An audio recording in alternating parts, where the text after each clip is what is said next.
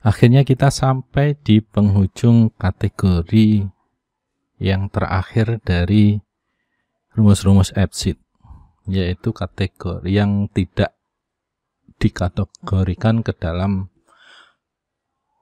rumus-rumus yang sudah kita bahas sebelumnya dari rumus seri 1, 2, 3, 4, 5, dan 6. Ini adalah seri terakhir, seri yang tidak ada di dalam ke-6 kategori itu. Yang pertama adalah indeks. Rumus indeks ini adalah mencari item dalam sebuah urutan. Semisal kita pakai seperti ini. Misalnya 1, 2, 3, 4, 5, 6. Lalu saya mau mencari indeks yang keempat.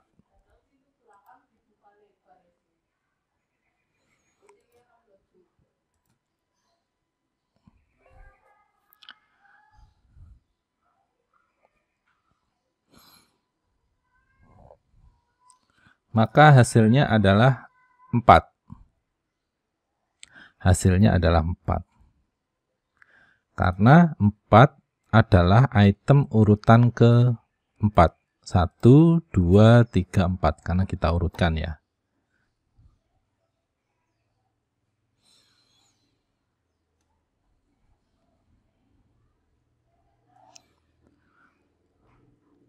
Lalu semisalnya ini bukan huruf ya. Semisalnya teks.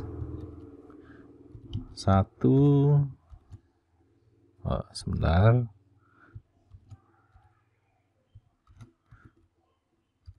2, 3, 4. Misalnya kita mau nyari indeks yang nomor 2.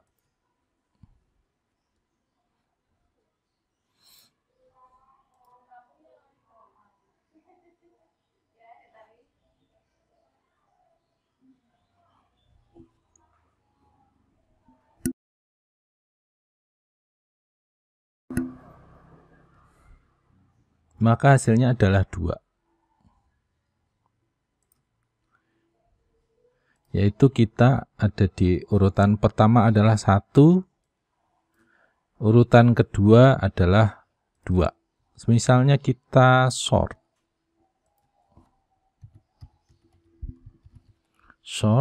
lalu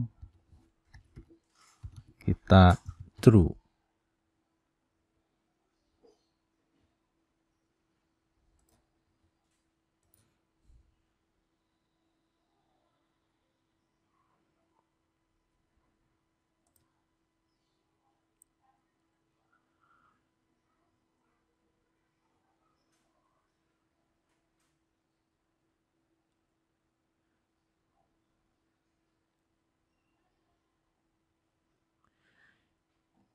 Indeks nilainya jadi 1. Seharusnya di sini 3 ya.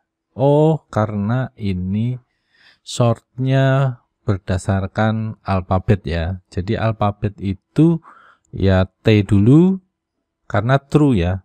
Jadi T dulu, baru S, E, kemudian D. Oleh karenanya nomor 2-nya adalah 1. Kita bisa cek, misal ini kita cek. Karena ini teks, jadi dia alfabetnya, urutannya berdasarkan alfabet.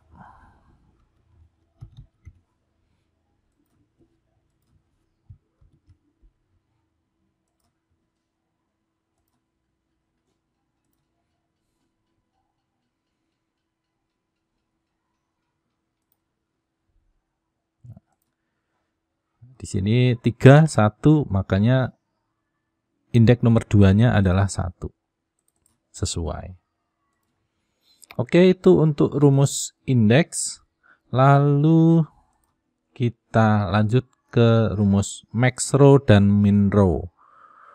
bedanya max sama min apa? Kalau di sini max row, kalau max itu hasilnya pasti nilai. Pasti nilai. Ya berarti ukurannya angka lah ya, baik itu desimal maupun number, price dan lain sebagainya.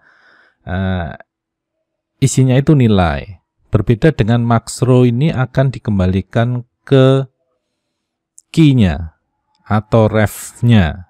Ini tipenya dikembalikan ke tipe ref, maka ref-nya pasti akan merujuk ke tabel yang bersangkutan. Semisal kita mau buat rumus gini yang paling gampang. Max row, lalu di sini nama tabelnya, di sini semisalnya itu berdasarkan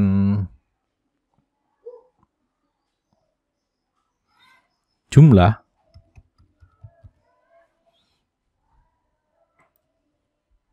Jadi max-nya itu berdasarkan nilai tertinggi pada kolom jumlah.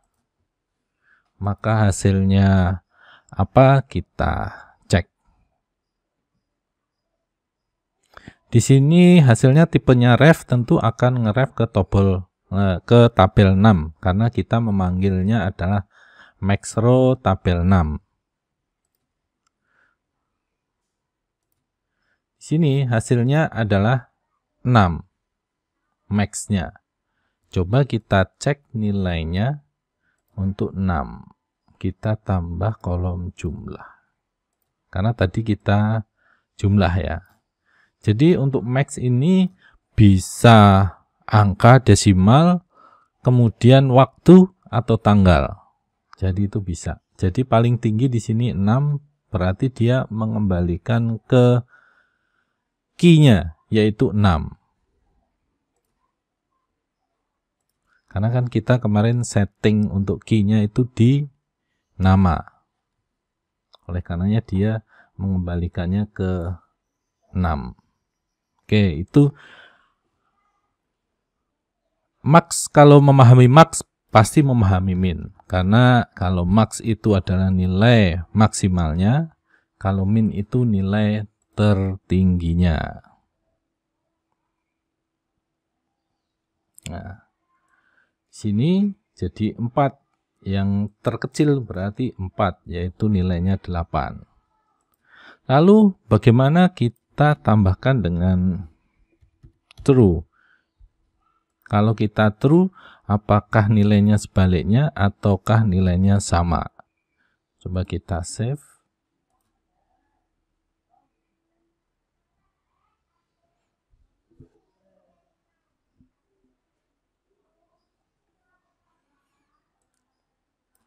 Hasilnya tetap 4, true.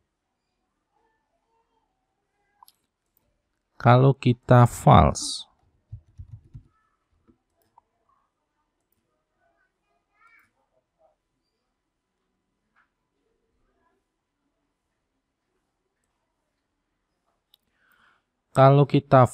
jadinya dia tidak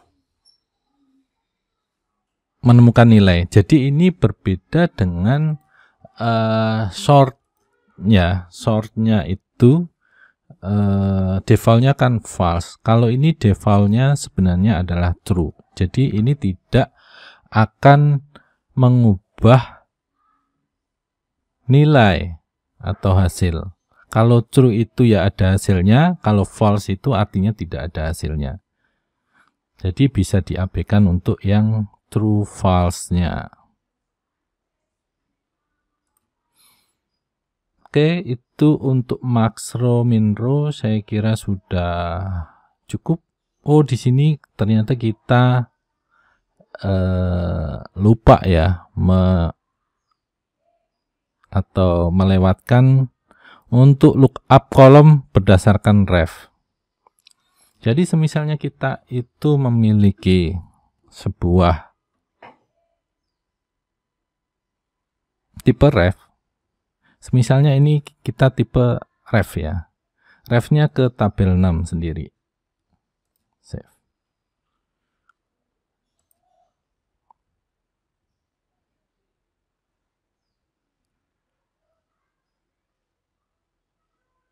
Oh, akhirnya ketemu ya. Kita signe tabel tuh lipat 6. Kenapa? Karena di sini tabelnya adalah primary key-nya. Kalau di sininya tidak masalah selain di primary key-nya. Tapi kalau di sininya tidak bisa. Jadi nanti kita akan gunakan aplikasi yang lainnya. Di sini biar teks saja. Untuk ref seperti itu kita bisa lihat di Superstore juga tidak ada, saya kira. Tipe ref, karena di sini sistemnya tidak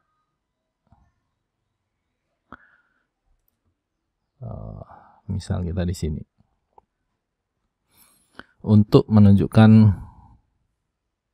penggunaan rumus ref itu seperti apa. Oke, jadi kita semisalnya punya data barang, lalu di detail penjualan. Di detail penjualan itu kita biasa membuat ref. Jadi ini detail penjualan ini akan ngeref ke penjualan.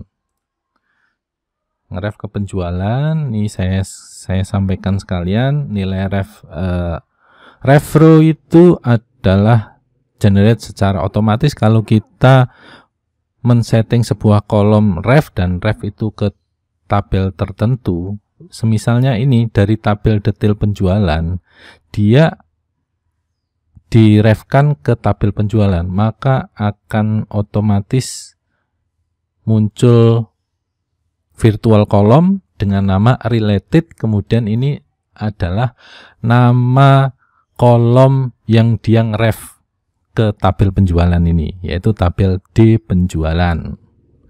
Nah, itu seperti apa? Ini adalah tabelnya, tabel yang ref ke tabel ini, yaitu tabel di penjualan. Kemudian ini adalah key atau kolom yang berisi sama atau kolom yang kita setting ref kan ke tabel penjualan ini. Jadi tabelnya itu kolomnya itu namanya kode penjualan. Itu untuk ref row. Kemudian kita ke penjualan. Nah, untuk semisalnya kita barcode ini. Barcode ini saya refkan ke barang.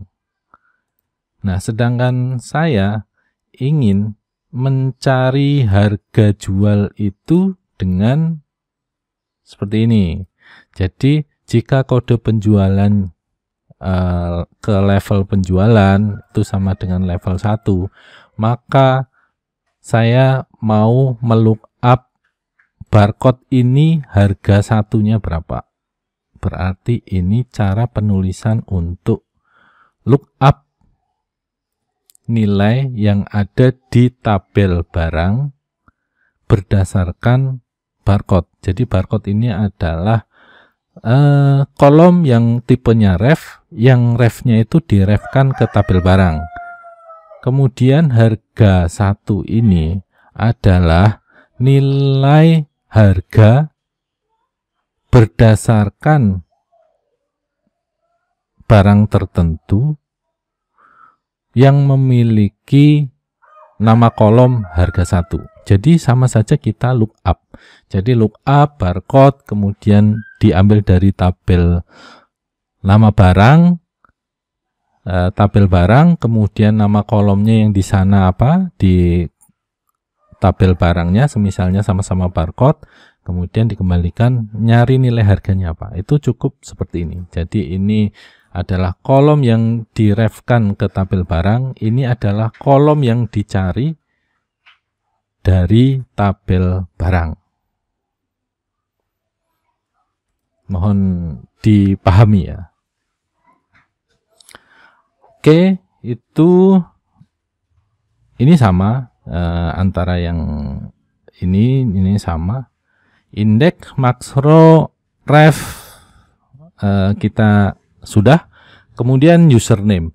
Nah, untuk username ini memang sangat tergantung dari providernya. Providernya itu akan membaca atau akan memberikan identitas orang yang login dengan lewat provider itu. Kalau Google memang tidak memberikan identitas username ya, tidak memberikan identitas username kecuali mungkin mereka yang dalam satu domain yang sama. Dalam domain yang sama mungkin penyedia autentifikasi domain tersebut memberikan identitas username. Itu kita bisa panggil dengan username.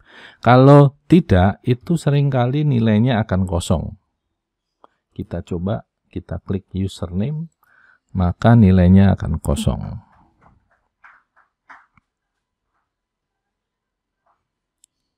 Kita cek hasilnya adalah kosong. Karena providernya itu tidak memberikan identitas tersendiri untuk ketika login. Kemudian kita mengenal user email. Kalau user email adalah kita akan dikembalikan ke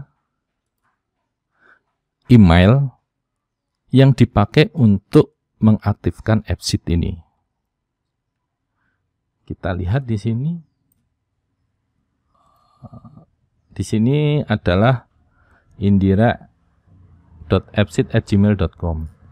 Ini sama dengan yang saya gunakan untuk pakai di aplikasi ini. Nah, nilai user email itu akan dikembalikan ke situ, yaitu nilai yang ada di sini.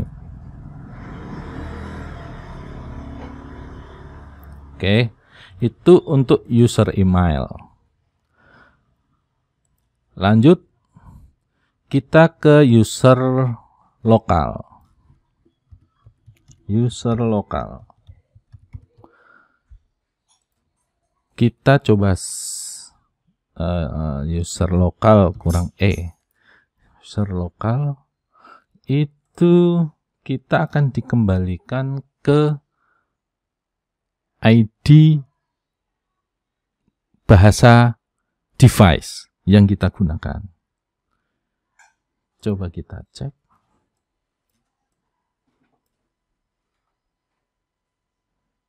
Wah, ini saya kembalikan ke teks saja.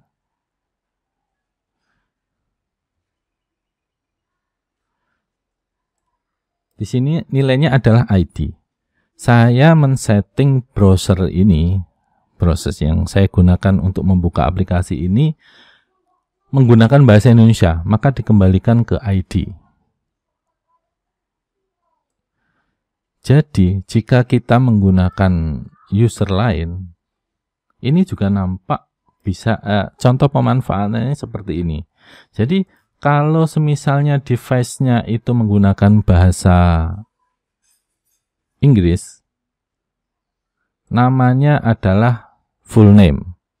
Ini untuk memanipulasi penamaan kolom ya. Ini tidak berpengaruh ke rumus, tetapi hanya tampilan nama kolomnya. Jadi ketika user lokalnya itu English US, itu kolom nama itu nanti tampilannya akan jadi full name. Sedangkan jika user lokalnya itu ID, itu akan jadi namanya nama lengkap. Seperti itu. Seperti kita contohkan, jadi ini kan kita ID. Ketemunya user lokalnya ID. Ketika klik formnya, ini namanya jadi nama lengkap, bukan nama lagi. Begitu juga di sini, di nama kolomnya. Itu namanya sudah nama lengkap, Padahal secara kolom itu hanya nama saja. Jika kita ubah bahasanya jadi bahasa Inggris, device-nya di device yang menggunakan bahasa Inggris, maka ini nanti namanya akan jadi nama full name. Jadi itu bisa untuk mengembangkan aplikasi yang digunakan user dengan dengan ya kalau terlalu banyak settingannya tentu ini, tapi kita bisa membuat kondisi tersendiri. Semisalnya di dalam perusahaan kita itu orang menggunakan bahasa Inggris sama bahasa Indonesia. Jadi yang bahasa Indonesia tetap bisa menggunakan bahasa Indonesia, yang device-nya terbiasa bahasa Indonesia, yang device-nya terbiasa menggunakan bahasa Inggris, itu tampilan di aplikasinya, penamaannya bisa disetting menggunakan penamaan bahasa Inggris. Seperti itu penggunaan untuk user lokal. Lalu selanjutnya ada user time zone offset. User time zone offset. User time zone offset ini adalah selisih menit, berapa menit selisih kita dengan waktu UTC. Jadi waktu UTC itu berapa, nah itu selisihnya berapa menit. Oleh karenanya di sini kalau kita buat seperti ini, itu hasilnya adalah angka minus 420. Artinya kita berada di 7 jam ya. 7 jam minus 7 jam. Oke, itu user offset. Sebenarnya ini belum banyak yang menggunakan, dan ini sebenarnya bisa bisa menggunakan trik yang lain jika itu mau menyamakan, jika bekerja di time zone yang berbeda, pengen disamakan, itu bisa menggunakan rumus standar, yaitu UTC 0 dikurangi 0, seperti ini. Jadi ini time zone waktunya, waktu time zone ini adalah waktu perangkat.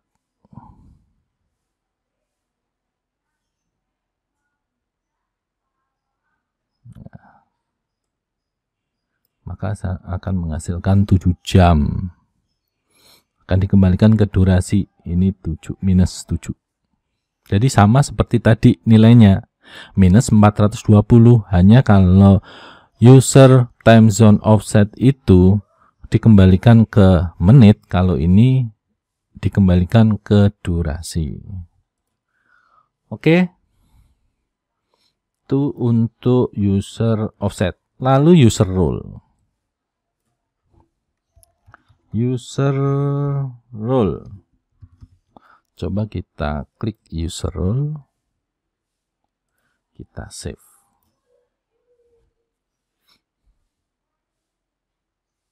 Hasilnya apa? Di sini admin.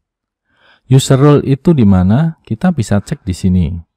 Jadi kalau kreator, meskipun tidak kita masukkan di sini, tidak kita atur user role-nya ini, dia otomatis akan jadi admin. Maka nilainya dikembalikan ke admin. Saya kan menggunakan email kreatornya untuk menggunakan aplikasi ini kan, tidak menggunakan email yang ini. Semisalnya ini digunakan untuk mengaktifkan email ini, maka jadinya dia user. Kalau kita masukkan rumus user role, maka dia akan mengembalikan nilai user. Jadi user role itu akan hanya mengembalikan 2 nilai saja, yaitu admin atau user. itu user role. Saya kira itu bisa dipakai untuk jika Anda hanya memiliki 2 level dalam aplikasi Anda, pengaturan aksesnya hanya admin sama user, itu bisa menggunakan ini. Tapi bisa juga tidak, karena kondisi yang berbeda. Misalnya email creator itu tidak dipakai untuk penggunaan sehari-hari, karena takutnya nanti ada yang mengetahui database-nya. Oleh karenanya mungkin menggunakan email yang lain. Oleh karena itu bisa diatur dengan memasukkan 2 email, satu atau salah satunya itu admin, yang lainnya user, seperti itu. Lalu selanjutnya kita user role, saya kira sudah semua. Kemudian yang paling umum, yang paling sering kita gunakan, yaitu rumus if. Rumus if ini sebenarnya sama seperti di spreadsheet. Jadi nilainya semisalnya jika yang sederhana, jika nama sama dengan 1,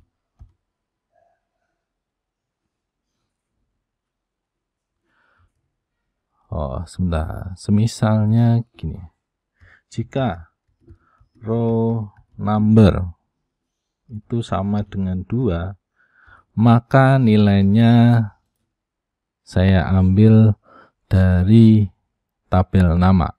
Tapi kalau tidak, itu kosong. Jadi ini kalau terpenuhi atau true, kalau di sini true artinya ya row numbernya 2, itu akan menampilkan nama. Tapi kalau tidak, hasilnya itu kosong. Jadi nanti hasilnya akan seperti ini.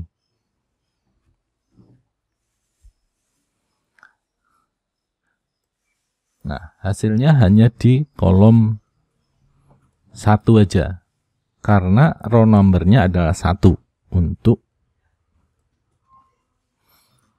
nama data dengan key 1, itu row numbernya adalah 2. Jika dikombinasikan dengan OR, misalnya OR, jadi kita tulis kembali OR-nya itu apa. Bisa kolom yang sama, bisa kolom yang berbeda. Row number sama, tetap harus ditulis kembali kolom, kemudian true-nya apa.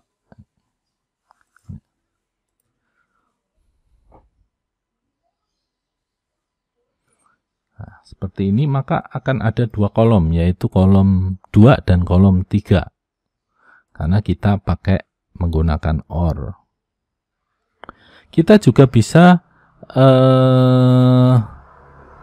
mensyaratkan yang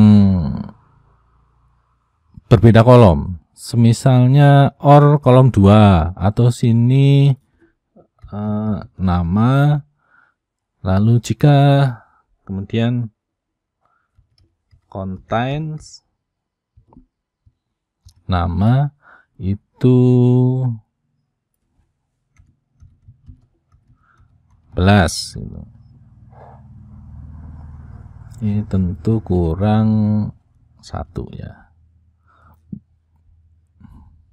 Jadi kita akan menampilkan nama, kolom nama, kalau row numbernya itu 2 atau yang mengandung kata belas.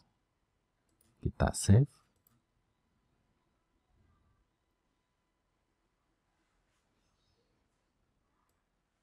Nah, di sini maka akan ada 3. Karena kenapa ini muncul? Karena ini adalah syarat yang kedua, juga true juga, benar juga, yaitu mengandung kata belas. 18, 19. Bisa lebih kompleks lagi, silahkan dieksplor terus. semisalnya n, semisalnya kasih sini n, terusan ini row numbernya harus dia 10, row numbernya harus 10, kemudian kontennya harus mengandung belas.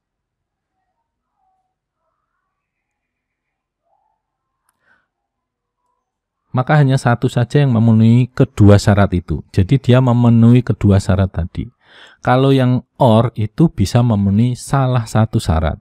Jadi perbedaannya adalah kalau N itu semua syarat harus terpenuhi. Kalau OR itu boleh salah satu syarat terpenuhi. Oke, saya kira untuk if dengan kombinasi AND OR saya kira sudah, dan ini yang paling sering kita gunakan. Lalu kita juga bisa menggunakan rumus if yang bertingkat. Semisalnya if row number sama dengan 2, maka kolom nama, atau ini bukan, ini lebih dari 2.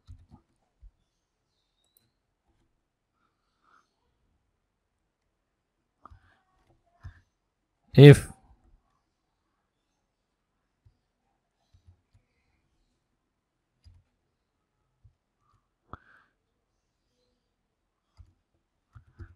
contains nama belas,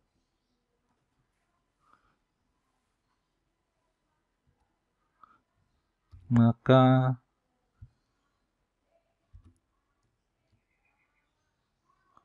misalnya saya mau row number, lalu saya kombinasikan dengan seperti ini dengan nama. Kita kurung tutup, kurang satu lagi. Oh, selain itu berarti 0.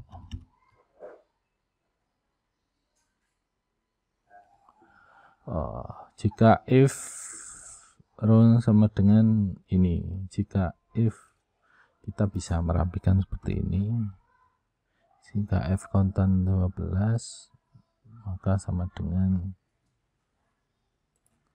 ini kurung tutupnya di sini. Kita save.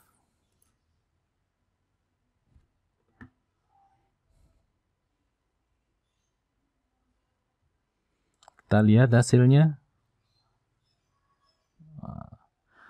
Ternyata yang dihasilkan itu, jika yang pertama ini dia sudah memenuhi syarat, maka dia lebih powerful. Maka yang kedua ini diabaikan.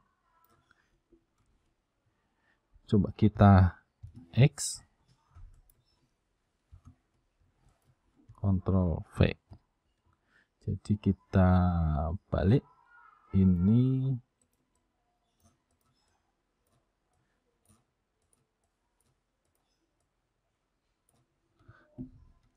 Kita hapus, kita taruh sini. Jadi kita dahulukan dulu yang if yang pertama. Hasilnya seperti apa?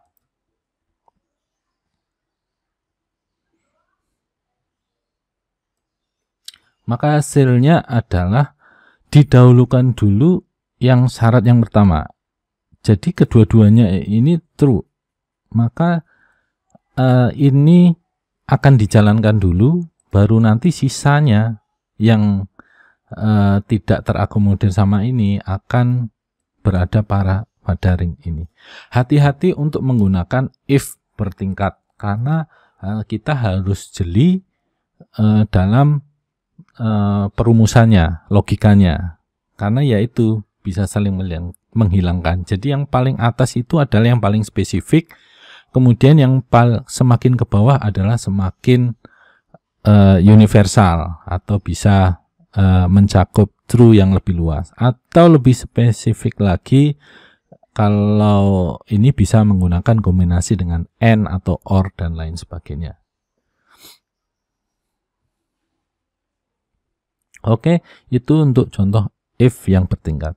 Lalu untuk if saya kira sudah harus sering mencoba dan memahami logika if-nya, harus sering-sering persapan. Kita sering lama untuk mencari logika ini atau mencoba-cobanya sering lama, apalagi kalau itu udah persyaratannya udah banyak, misalnya absensi itu ada kalau WFO, kemudian WFH, kemudian izin sakit dan lain sebagainya, itu memiliki persyaratan sendiri-sendiri, tentu if-nya lebih banyak. Dan mana if yang saling menghilangkan, mana yang tidak saling berhubungan, itu harus difikirkan logikanya. Oke, untuk if saya kira sudah cukup. Kita lanjut ke ifs.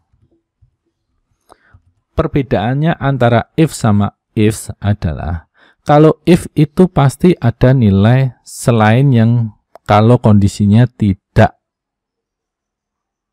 masuk dalam kondisi yang ditentukan tadi. Misalnya row number-nya sama dengan 2, berarti ada nilai yang tidak sama dengan 2 itu apa?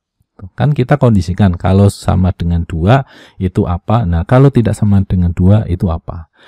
Berbeda dengan if adalah kalau if menggunakan S itu tidak memenuhkan kondisi false-nya. Jadi kita bisa buat seperti ini. Meskipun hasilnya sama, tentu logikanya berbeda. Misalnya if row number sama dengan 2, maka nama. Ini cukup seperti ini. Jadi kalau row number-nya 2 itu isi aja nama. Jadi yang lainnya ya berarti tidak terisi, otomatis kosong. Jadi kalau semisalnya Anda memiliki kondisi pingin if, tetapi selain kondisi yang true ini nilainya kosong, maka bisa menggantikannya dengan ifs. Sama seperti yang if kita contohkan di awal itu kan nilai false-nya kan kosong. Jadi itu bisa digantikan dengan if seperti ini. Maka di sini samaan, hasilnya sama seperti yang tadi. Kemudian if sini juga bisa banyak. Misalnya if row number-nya 2 sama dengan nama. Kalau misalnya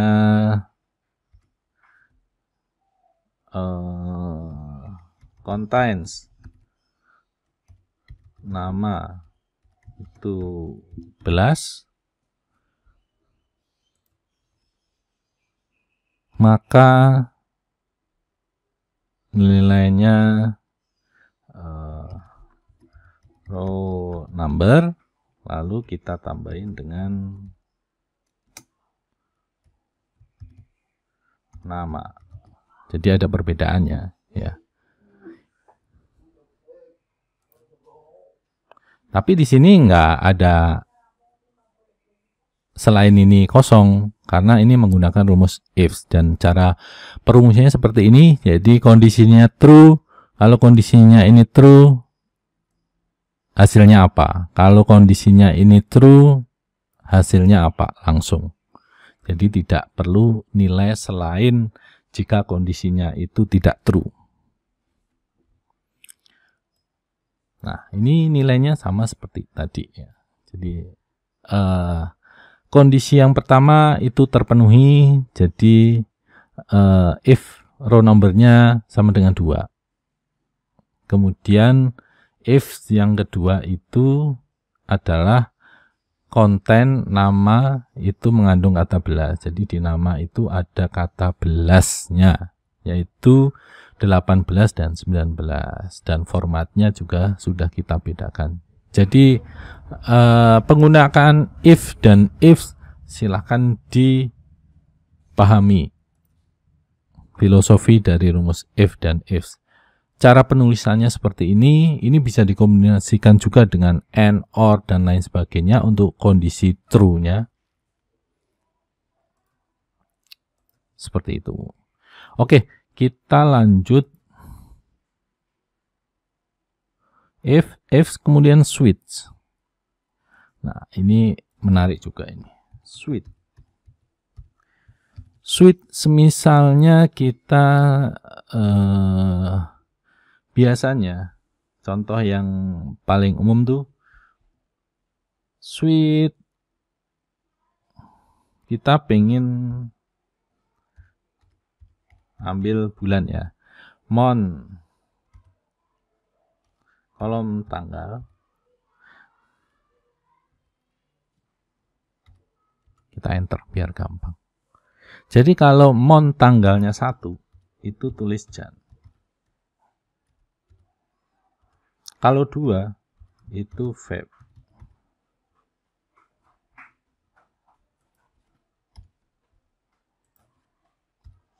kalau 3 itu Maret, 4 itu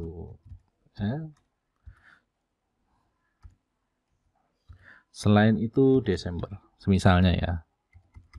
Jadi ada nilai selainnya. Jadi kalau bukan 1, 2, 3, 4 itu nilainya Desember. Oke, seperti itu.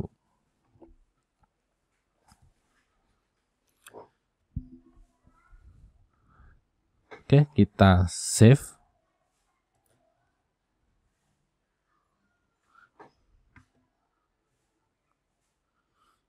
Kita lihat hasilnya. Di sini yang ditentukan kan hanya 1, 2, 3, 4. Jadi di sini Februari sama Maret saja yang ada, yaitu bulan 2 sama bulan 3. Ini kan dikembalikan ke bulan 2. Karena Februari, berarti 2 saya ubah jadi Februari, kemudian 3 itu jadi Maret. Jadi ini mirip sama if bertingkat. Jadi if month tanggal sama dengan 1 maka Januari. Ya, ini akan setara dengan misalnya if, bisa pakai if bertingkat, bisa pakai ifs. Kemudian if month tanggal itu sama dengan 1 maka Januari, dan seterusnya. Kita mengulang lebih banyak, rumusnya akan lebih panjang karena kita mengulang ini lagi. If month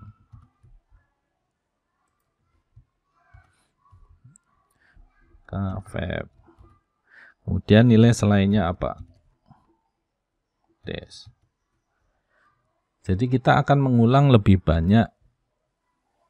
Mengulangnya sama, hanya saja tentu kita mengulang berkali-kali ini persyaratannya. Sedangkan switch itu enggak, kita cukup sekali saja, maka nilai ini udah dipastikan adalah nilai sama dengan ini, switch tanggalnya.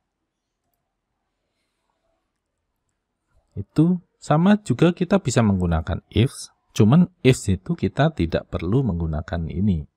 Selainnya itu juga bisa ditentukan dari Januari sampai Desember.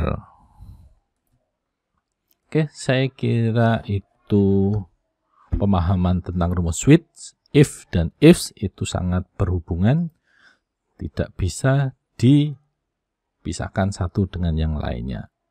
Lalu selanjutnya adalah rumus lookup.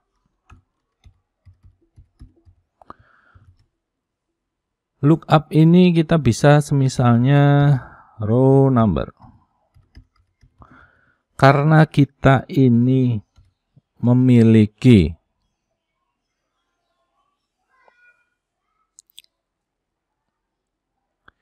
data yang hanya satu tabel saja, maka kita bisa membuat seperti ini. 6, lalu sini juga row number.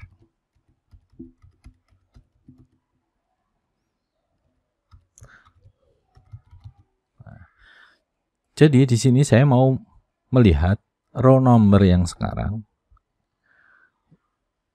Saya cari di tabel 6, yaitu tabel ini juga. Kemudian nama row number-nya itu harus sama dengan list row number yang ada di kolom row number pada tabel num. Kemudian namanya apa kalau row numbernya itu sama dengan ini. Sama seperti ref tadi.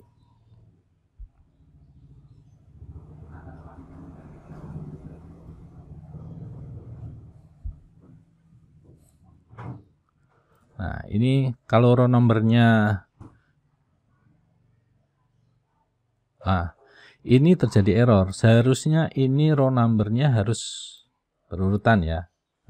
Nilainya harus berurutan karena ini row number 2. Oleh karenanya, karena apa? Karena antara nama di sini sama nama di sini itu sama, itu tidak boleh sama. Jadi kita kalau sama, kita harus menggunakan this row.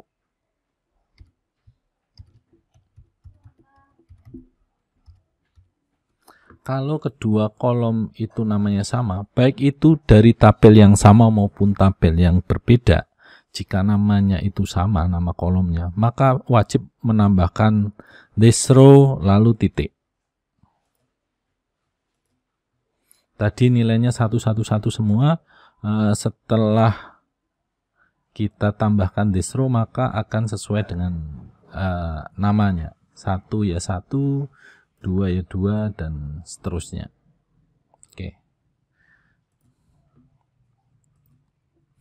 Itu saya kira untuk lookup. Bisa lebih kompleks lagi lookup, misalnya Anda mencari row numbernya berdasarkan row number dengan syarat-syarat tertentu, kan bisa menggunakan rumus max maupun min dan lain seterusnya. Oke, untuk suite lookup sudah. Kemudian unique ID. Kalau unique ID itu adalah akan dikembalikan ke sebuah tag yang berisi 8 karakter yang diacak oleh AppSheet. Jadi ini biasa kita gunakan untuk membuat ID ya. Jadi jika ID kita menggunakan row number, kemungkinan terjadi jika aplikasi yang dipakai bareng-bareng pada saat yang sama, kemungkinan akan menuju ke row number yang sama. Oleh karenanya, salah satu pasti ada yang tidak tersimpan atau tidak berhasil tersimpan karena overlapping. Seperti itu. Oleh karenanya, untuk menghindari seperti itu, gunakanlah rumus unique ID ini untuk membuat ID. Akan berisi 8 karakter acak, angka, dan huruf.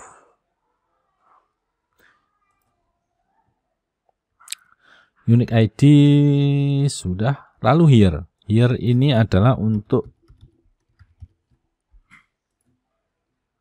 mengembalikan nilainya itu lat long. Posisi saat ini. Posisi device ini. Itu di mana?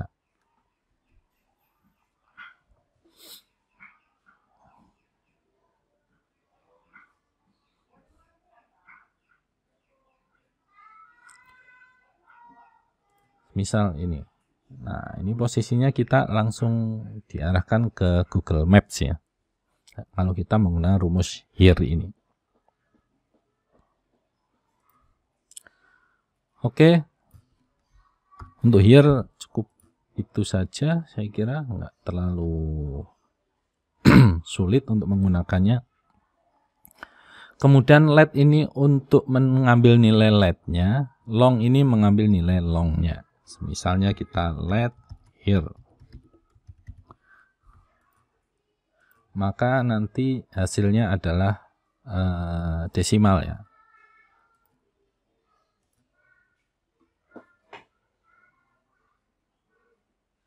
Nah, ini hanya letnya aja. Kalau kita ganti long ya, dia akan dikembalikan ke longnya.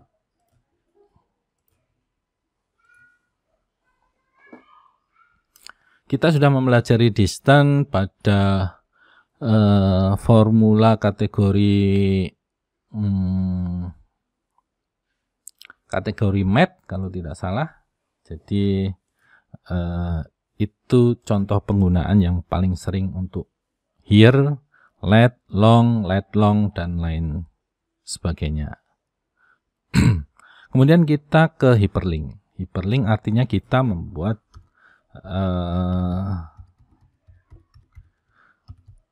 merename lah istilahnya ya. Merename, misalnya kita punya http appseed.com, mau kita rename menjadi appseed, maka nanti yang muncul kan bukan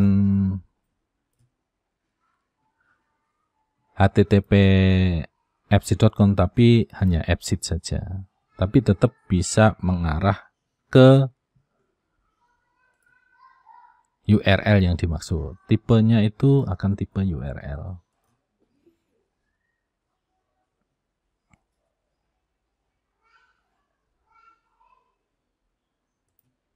Tipenya URL. Nah, ini saya balikin dulu.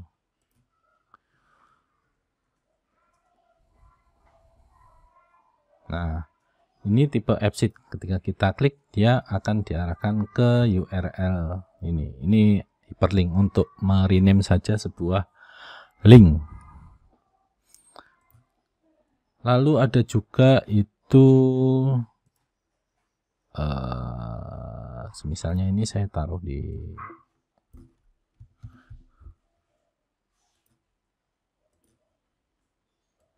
sini.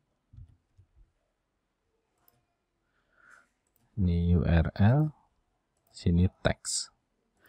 Kita akan ke rumus berikutnya, yaitu rumus link text ya. Link text berarti dia akan mengembalikan agar tidak bisa diklik lagi. Misalnya link text dari hyperlink yang tadi ya. Jadi kita kan punya hyperlink tadi di kolom cek ya.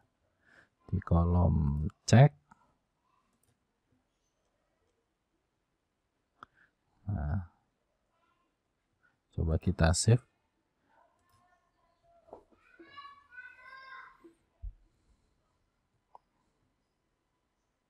Di ceknya bisa diklik karena tipenya URL tapi di hasilnya ini udah nggak bisa diklik lagi. Itu karena kita sudah link, kasih rumus atau kita matikan linknya menggunakan link text.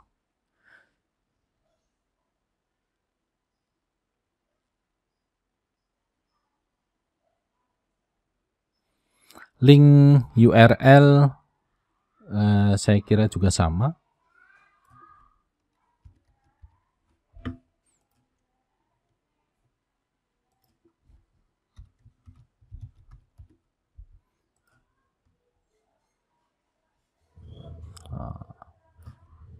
Jadi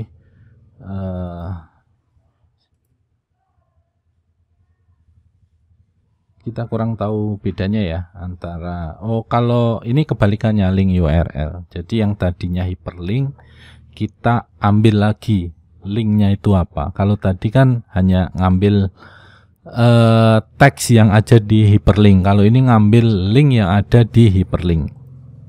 Oke.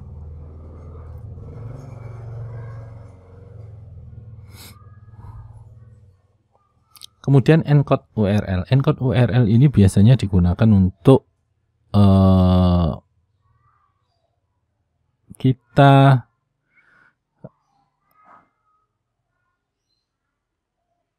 agar teks yang kita tulis biasanya itu kan spasi atau enter tanda baca itu kan terbacanya beda kalau versi URL. Nah, dengan encode URL itu kita tidak perlu menuliskan seperti %, 20 dan lain sebagainya untuk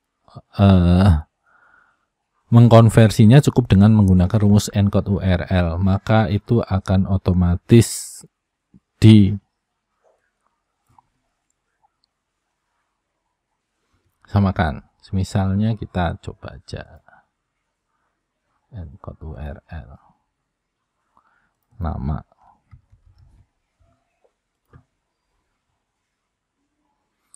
Jadi kode URL-nya itu jadi seperti apa kalau kayak nama-nama itu. Kita lihat hasilnya. Nah, ini kan kalau spasi jadi persen 20 dan lain sebagainya. Kita tidak perlu menuliskan persen 20 kalau itu teksnya cukup panjang ya. Jadi lebih menyingkat dalam kita membuat URL. Lalu user setting. User settings. Kalau kita klik seperti ini, maka error. Kita harus menambahkan di sana. Semisalnya di sini kode. Nah, di sini bahwasannya kolom this user itu nggak ada. Jadi nggak ada. User settingnya itu belum hidup. Oleh karenanya kita perlu menghidupkan dulu user setting. Namanya tadi kode. Untuk menghidupkannya, kita perlu mengklik show-nya. Lalu save. Sebelum di save, masih tetap akan terbilang error. Nilainya masih kosong, sedangkan kita sudah membuat rumus seperti ini. Untuk mengisinya kita coba buat kodenya itu semisalnya coba user settings. Nah, maka di sini nilainya adalah nilai dari kode di sini tadi, kode ini akan dikembalikan ke ini. Ini adalah untuk membuat sistem login yang mandiri di dalam aplikasi. Jadi identitas di AppSheet itu ada dua, yaitu user email dan user setting. Sebenarnya username itu juga merupakan identitas, hanya saja tidak semua provider, autentifikasi provider itu memberikan username. Seringnya nilainya kosong. Oleh karenanya ya yang sering kita pakai adalah user email dan user setting. Oke. Mengenai user setting saya sudah banyak sekali video yang membahas tentang user setting, baik itu yang judulnya menu maupun yang judulnya itu sistem login atau user setting dan lain sebagainya. Silahkan di subscribe channel saya untuk lebih memahami tentang AppSheet. Lalu selanjutnya adalah input. Untuk input ini sebenarnya ini lebih didedikasikan untuk sebuah behavior action, yaitu change data. Jadi saya sudah membuat video tersendiri mengenai input ini, jadi silahkan lihat deskripsi nanti ya. Jadi yang lebih detail dari rumus-rumus di sini pengaplikasiannya nanti akan saya masukkan ke link deskripsi. Di sini adalah tabel, misalnya tabel nama. Misalnya sini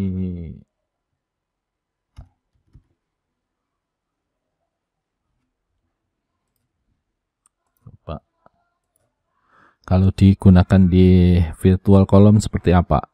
Tetapi penggunaan yang biasa saya gunakan itu ada di video saya sebelumnya. Di sini dikembalikannya ke here ya. Oke. Jadi memang sebenarnya ini nanti harapannya biasanya untuk mengupdate status dan lain sebagainya. Jadi silakan simak videonya karena itu penjelasannya cukup panjang. Kemudian text icon itu kita untuk membuat thumbnail ya. Thumbnail saya text icon. nama ya.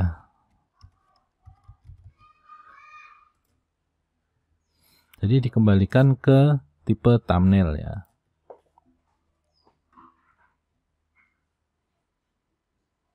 Nah, jadinya gini, 1, 2, 3, 4 jadi gede. Kalau dia hurufnya nggak banyak, nah jadinya seperti ini.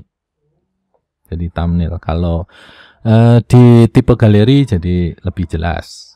Tuh. Teks icon bisa dikombinasi dengan biasanya initial.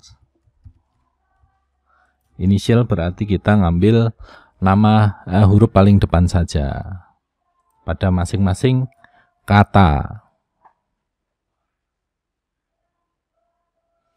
Nah, ini jadi L saja, ini T, S, D, dan lain sebagainya. Sama halnya di sini. Ya, jadi S, D, T, karena hanya diambil nama depannya aja. Atau bisa dibatasi hanya satu saja. Semisalnya teks ikon inisial right. Satu saja.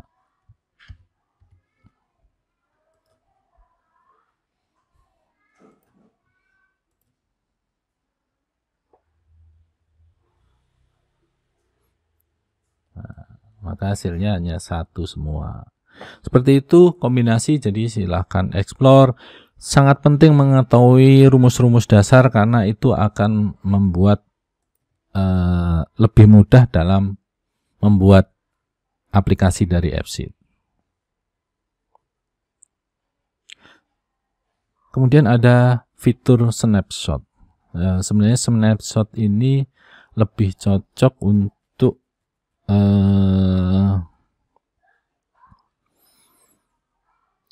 membuat workflow ya. Jadi memang ini sebenarnya didedikasikan untuk workflow. Jadi ketika kita mau mengembed gambar, semisalnya grafik atau map, itu bisa menggunakan rumus snapshot. Jadi silahkan buka dokumentasi dari AppSheet untuk snapshot. Caranya seperti apa? Jadi ini kalau digunakan di sini itu cukup berat ya, cukup berat. Misalnya kita ubah link to view tujuan.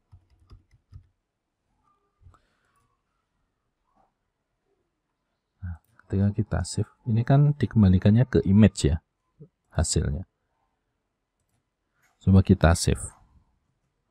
Oh, mudah-mudahan nggak lama untuk loadingnya. Jadi loadingnya ini cukup lama karena kelihatannya kalau digunakan di AppSheet-nya itu dia menghitungnya berulang. Jadi cukup memakan waktu. Kecuali sudah ditentukan ya, misalnya link to filtered view.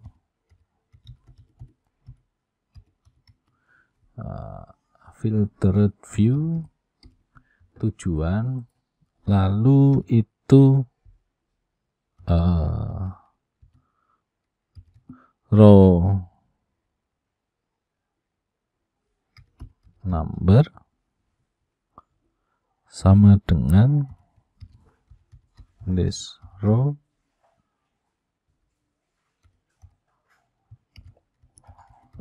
number.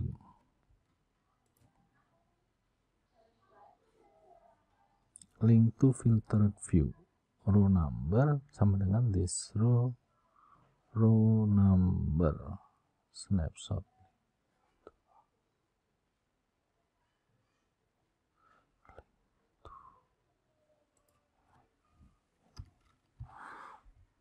Link to filtered view. Oke. Cukup lama kan? Cukup lama karena kayaknya itu berulang.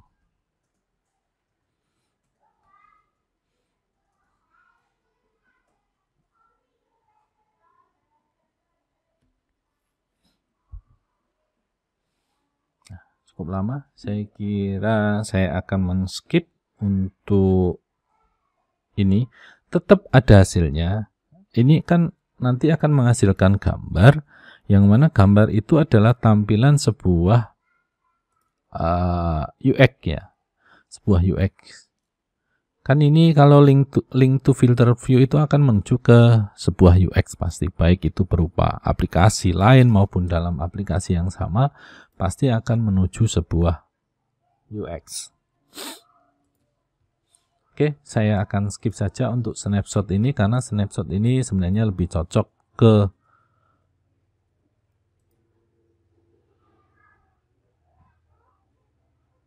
jadi kalau di template itu hanya gini aja, kita tambahin tanda kurang dari 2 kali maupun lebih dari 2 kali untuk menutupnya.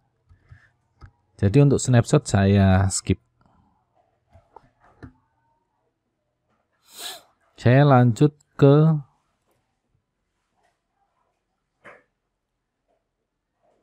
konteks. Konteks sendiri sebenarnya memiliki beberapa konteks, yaitu ada konteks view, konteks view type, kemudian konteks host, konteks table. Tetapi di sini yang paling sering kita gunakan adalah konteks view dan view type. Lalu host itu jarang-jarang. Konteks view, semisalnya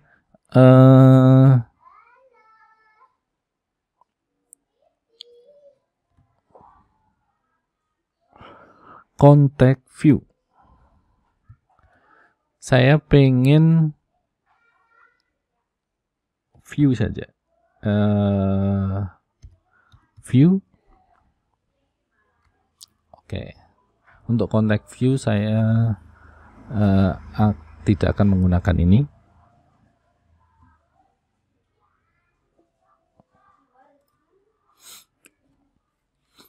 Saya akan menggunakan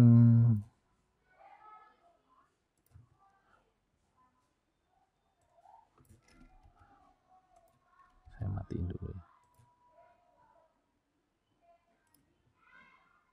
Ini URL ya, atau app ya. Saya akan menggunakan show if saja. Kalau tadi jumlah, kali ini misalnya gini. Jadi konteks view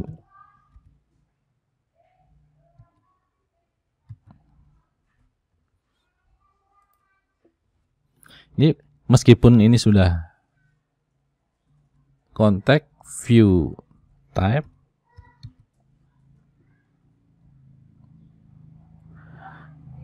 sama dengan form.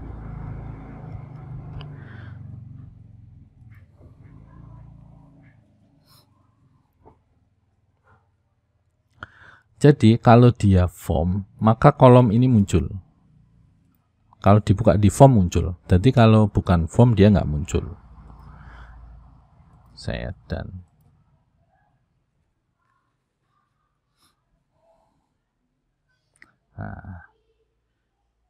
di sini jumlah nggak muncul akhirnya karena dia bukan form. Tapi kalau di sini kolom jumlah ini muncul. Atau sama dengan detail. Jadi dia muncul hanya di detail saja. Di form juga nggak muncul, di tabel juga nggak muncul. Nah, di sini sudah nggak ada jumlah, dia nggak mau muncul. Di tabel juga nggak muncul, tetapi di sini muncul. Jumlahnya 25. Ini mau muncul. Jadi ini konteks view type. Lalu semisalnya jadi ini mainnya di level fill ya. Satu fill itu terkena dampaknya karena kita di show if-nya. Kalau semisalnya bukan di show if ya, misalnya kita main di sini boleh deh.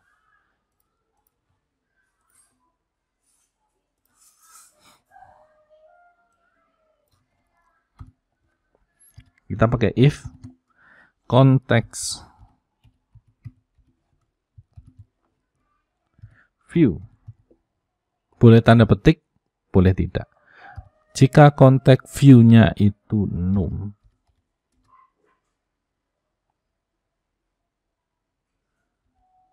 maka hasil ini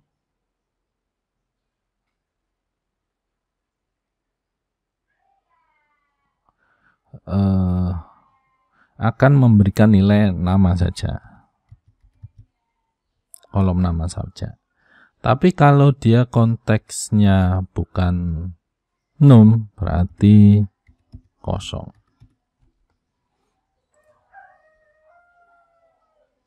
Saya save.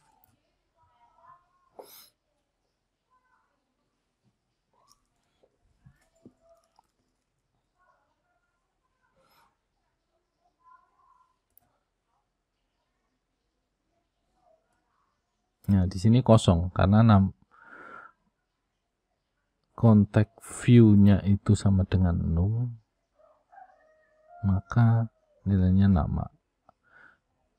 Jadi kalau bukan num, kosong.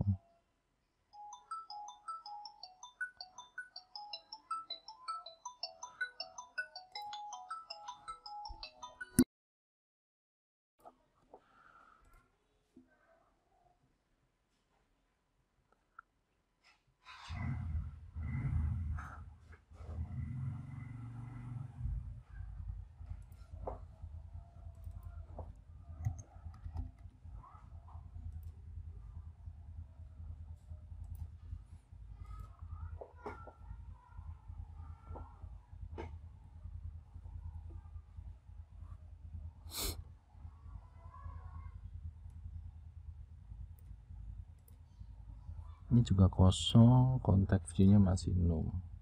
Kalau ini juga context view-nya masih num. Nah,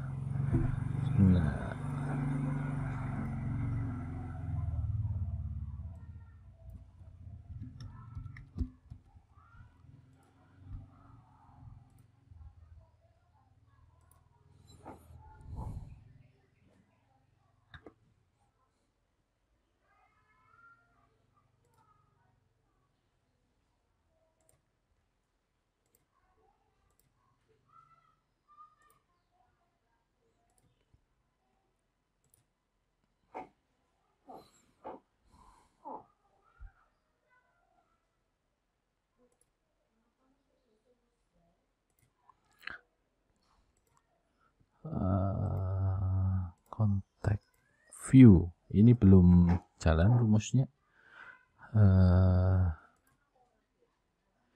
Jika konteks view sama dengan num, maka nama.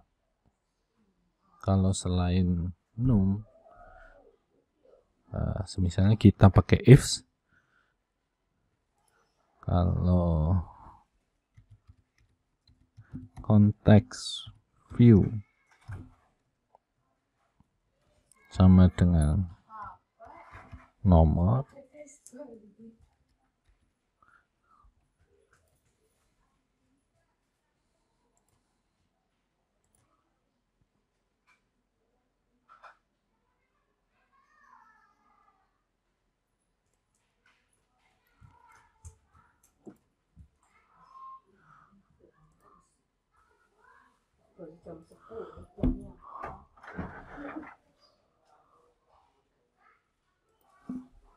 coba kita kasih tanda petik ya.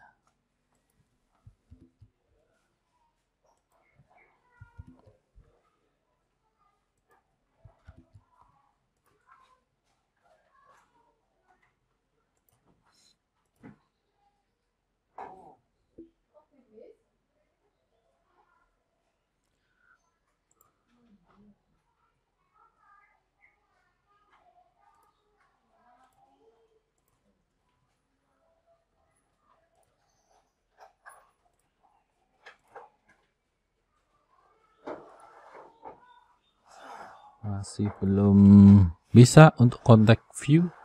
Coba kita pakai menggunakan cara yang berbeda untuk menunjukkan itu. Kita ingin jika tanda plus ini hanya muncul di tabel dengan nama num. Jadi add ini akan muncul di tabel dengan nama num.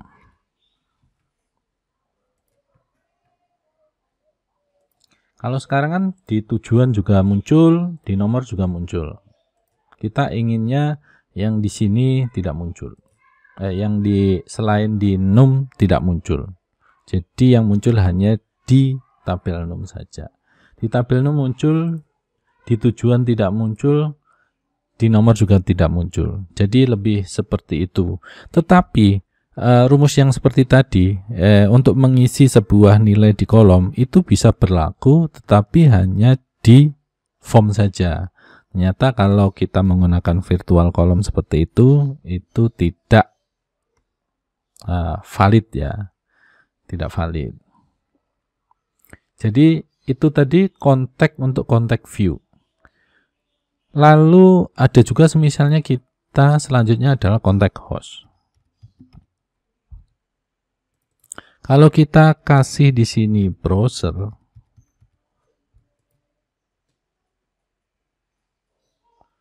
ketika kita save, maka dia masih akan muncul.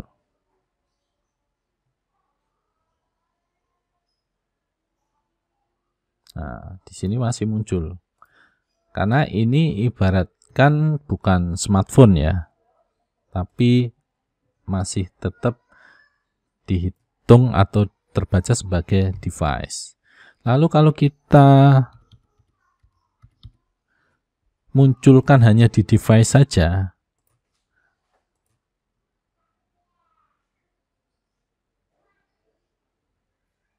maka tidak muncul di browser. Seperti itu. Jadi ini konteks tadi kita belajar 3. Contact view type, contact view, dan contact host.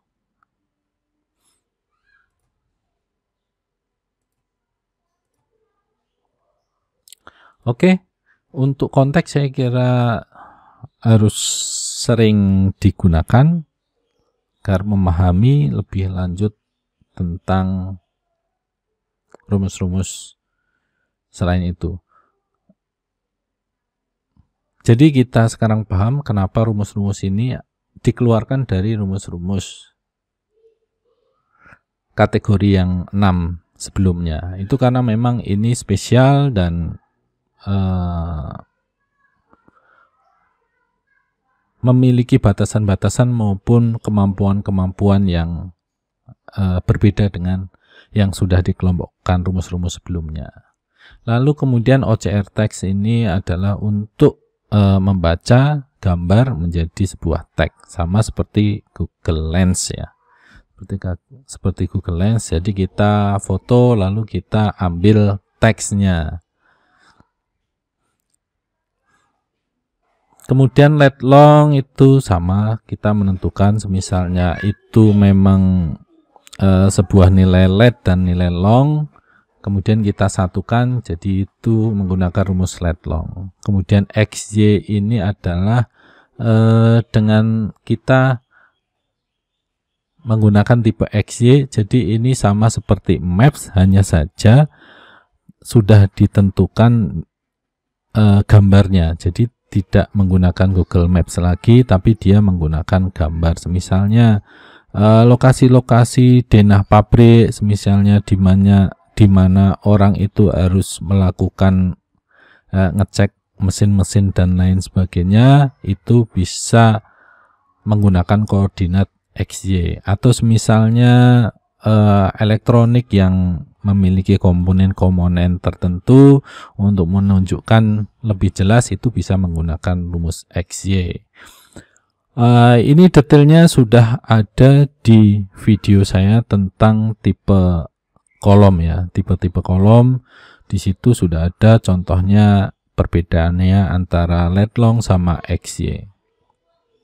Saya kira untuk pembelajaran formula-formula di AppSheet cukup sekian.